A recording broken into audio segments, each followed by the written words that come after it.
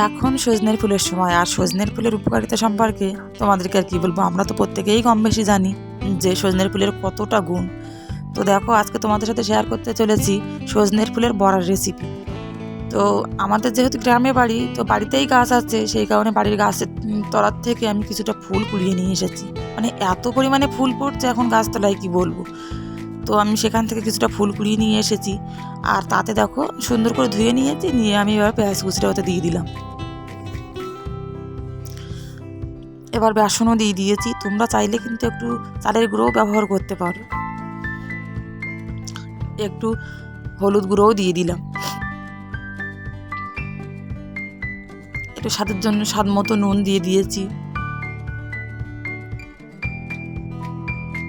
জিরের গুঁড়োও দিয়ে দিলাম।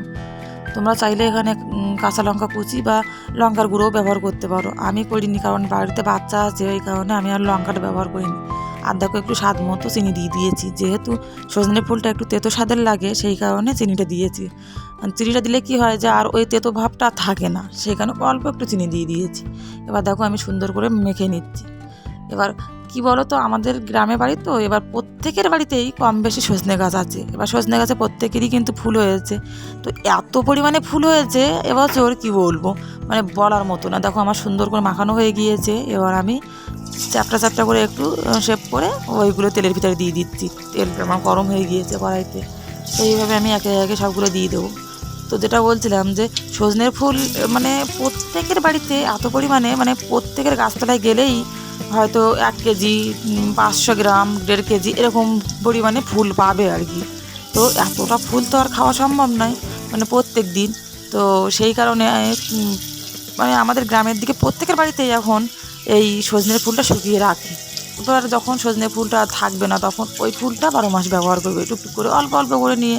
আলু ভাজা হোক, বেগুন ভাজা হোক, শুক্তো তরকারি হোক, যে কোনো তরকারিতে ওটা ব্যবহার করা যায়। তো দেখো, কথা বলতে বলতে আমার সবগুলো দেওয়া হয়ে গিয়েছে, এবার সেগুলো হয়েও গিয়েছে এক পিঠ, আমি আবার নেড়ে দিচ্ছি অন্য পিঠ।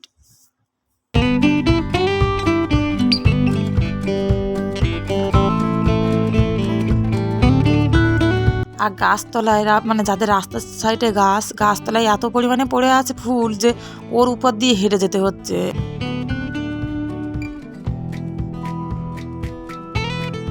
তো দেখো, কথা বলতে বলতে আমার ভাজাও হয়ে গিয়েছে, আমি তুলেও নিয়েছি। ঠিক একইভাবে আমি পরের বার ভেজে নেব। তো নমস্কার বন্ধুরা, চিত্রাস ফ্যামিলিতে তোমাদের সবাইকে স্বাগত। সবাই কেমন আছো? আশা করি সবাই খুব ভালো আছে, আমরাও ভালো আছি। তো দেখো, আমার এক পিঠ আবার হয়ে গিয়েছে, গিয়ে আমি আবার নেড়ে চেড়ে দিচ্ছি।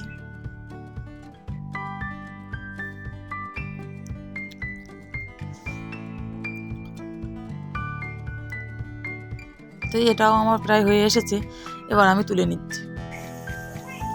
তো সজনের ফুলের বড়া রেসিপি আমার কমপ্লিট।